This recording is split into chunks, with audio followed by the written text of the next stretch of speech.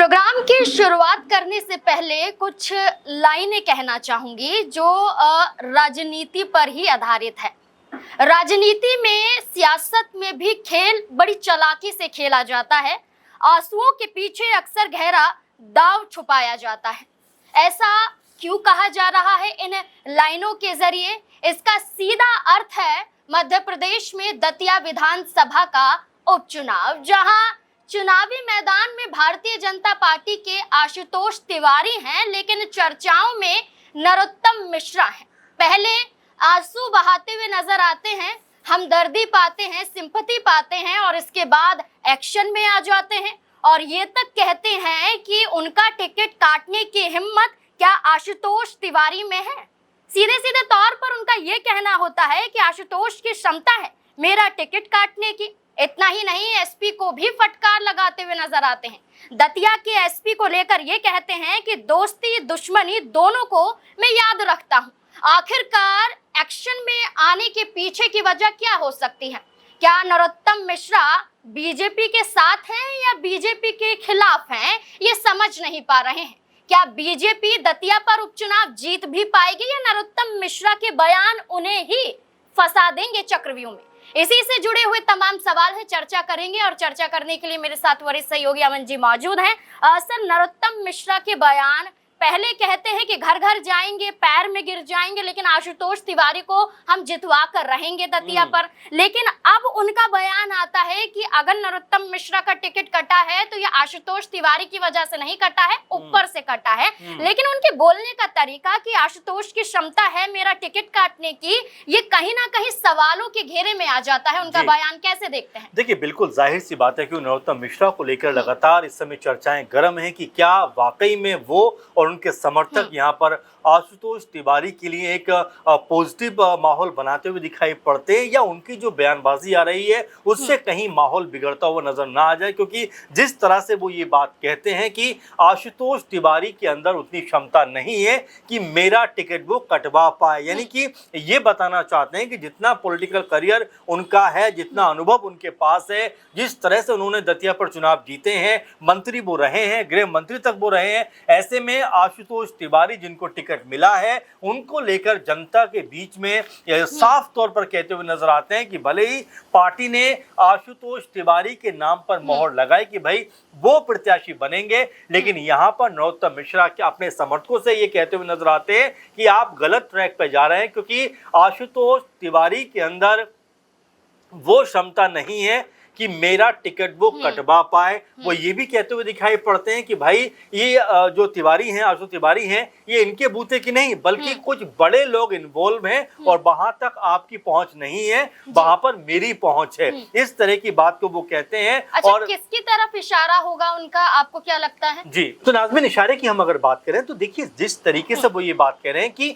ये छोटे नेताओं का काम नहीं, यानी कि आशुतोष तिवारी के जरिए वो ये कहना चाहते हैं कि जो नेता छोटे लेवल के हैं, जिनको पहली दफा टिकट मिला है, उस लेवल के नेताओं का काम नहीं है कि मेरा टिकट जो है वो कटवा पाए। लेकिन ऐसे में जो आपने कहा कि आखिर वो कौन से चेहरे हैं, कौन से नाम हैं, किस तरह से उनका टिकट काटा गया है और क्या यहाँ पर नरोत्तम मिश्रा उनसे सवाल जवाब करते हुए दिखाई पड़ेंगे, क्योंकि वो ये भी कहते हैं कि मैं किसी बात को भूलता नहीं हूँ। तो यहाँ पर अगर उनका टिकट कटा है तो क्या वो आने वाले दिनों में उन बड़े नेताओं से, हालांकि नाम का उन्होंने खुलासा नहीं किया, लेकिन अगर वो दिल्ली तक पहुंचे, आपको याद होगा कि टिकट कटने के अगले ही दिन वो दिल्ली पहुंचते हुए दिखाई पड़ते हैं। पत्रकारों से बात होती है तो कहते हैं कि मुझे किसी ने नहीं बुलाया, मैं तो बस यूं ही चला आया। और इसके बाद में ये भी तमाम बातें उठी कि क्या उनसे मिलने के लिए जो नितिन नवीन अध्यक्ष हैं बीजेपी के, क्या वो तैयार नहीं थे? क्या अमित शाह जो गृह मंत्री हैं, बीजेपी के चाणक्य कहे जाते हैं, क्या वो तैयार नहीं थे? और क्या निराशा का भाव लिए वो वापस दतिया लौट आए? क्योंकि उसके बाद वो ये कहते हुए नजर आए कि मैं पार्टी से बड़ा कभी नहीं हो सकता, पार्टी हमेशा बड़ी रहती है। और यहाँ तक कहा उन्होंने कि आशुतोष तिवारी के नामांकन में मैं शामिल होऊंगा, उनके लिए प्रचार प्रसार करूंगा। और फिर ये कहते हुए नजर आते हैं कि उनका टिकट जो है वो ऊपर से कटा है। तो जाहिर बात हो जाती है कि उनका इशारा बीजेपी के आला कमान की तरफ है। अब वो आला कमान में कौन कौन है, क्या उनका इशारा जो है कि बड़ी जो लीडरशिप उनकी तरफ है या उनका इशारा जो है वो सीएम मोहन यादव की तरफ है, ये तो वही क्लियर कर पाएंगे। अच्छा सर, यहाँ अब केंद्र स्तर पर या राज्य स्तर पर जैसे चर्चा की जा रही है कि कौन हो सकता है जो नरोत्तम मिश्रा का टिकट कटवा सकता है, लेकिन इस बीच में नरोत्तम मिश्रा का दतिया के एसपी को लेकर ये बयान देना कि दोस्ती दुश्मनी दोनों को याद रखता हूँ, ये जो हंगामा हमने दतिया पर देखा था जब नरोत्तम मिश्रा का टिकट कटा था, तो वहाँ उनके कार्यकर्ता, उनके जो समर्थक थे वो पहुंच जाते हैं और वो हंगामा हो जाता है कि टिकट क्यों काटा गया, और धरना प्रदर्शन किया जाता है, आंसू गैस के गोले छोड़े जाते हैं, कई पुलिसकर्मी भी घायल हो जाते हैं, लेकिन वहां बीच बचाव की कोशिश की जाती है। लेकिन नरोत्तम मिश्रा के इन्हीं कार्यकर्ताओं की वजह से आम जनता को परेशानी झेलनी पड़ती है। लेकिन नरोत्तम मिश्रा कहते हैं एसपी को लेकर कि दोस्ती दुश्मनी दोनों याद रखता हूं,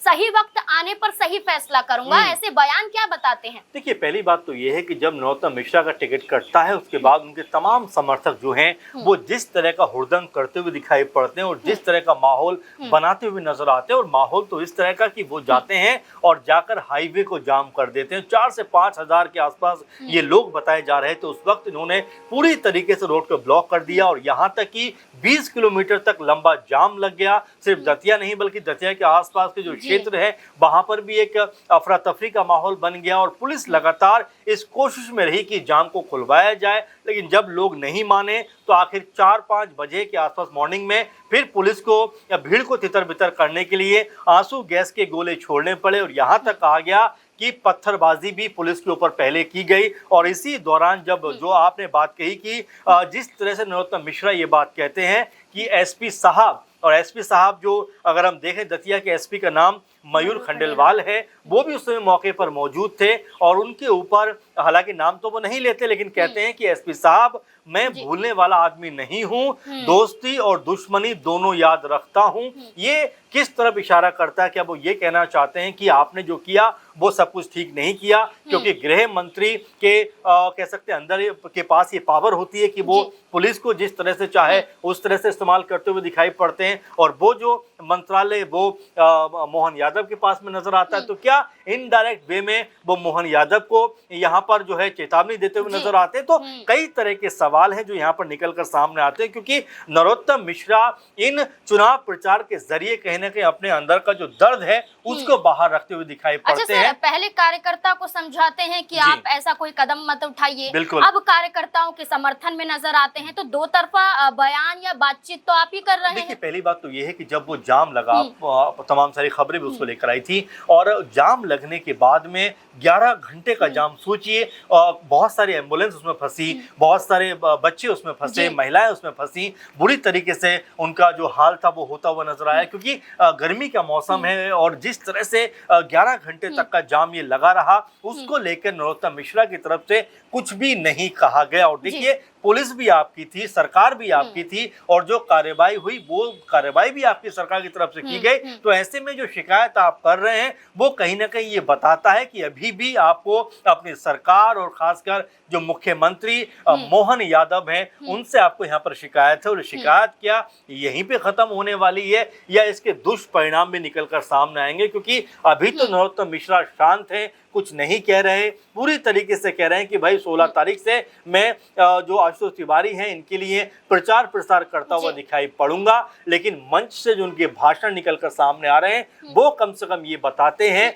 कि वो अपने दिल का जो दर्द है उसको ना भूले हैं और ना भुलाना चाहते हैं, और साथ में ये भी कह देना चाहते हैं, ललकारना चाहते हैं कि पुलिस के जरिए मोहन यादव सरकार को कि मैं कुछ भी ना भूलता हूं और ना ही भूलने देता हूं, क्योंकि जिस तरह से आप लोगों ने मेरे साथ और मेरे समर्थकों के साथ में किया है वो गलत था। और आंसू गैस के गोले छोड़ने को लेकर भी वो बहुत ज्यादा गुस्से में भी नजर आए। तो कुल मिला जुला कर उन्होंने इस जाम को लेकर कुछ नहीं कहा, लेकिन हाँ ये जरूर कहा कि जिस तरह से पुलिस ने कार्रवाई की वो दिखाई पड़ रहा है। बिल्कुल, मुकाबला एकदम कड़ा है, 3 बड़े चेहरे हैं, जीत का दावा है, देखना होगा कि दतिया पर आखिरकार कौन जीतेगा। आपको क्या लगता है? आप भी अपनी राय हमारे साथ जरूर साझा करें। धन्यवाद।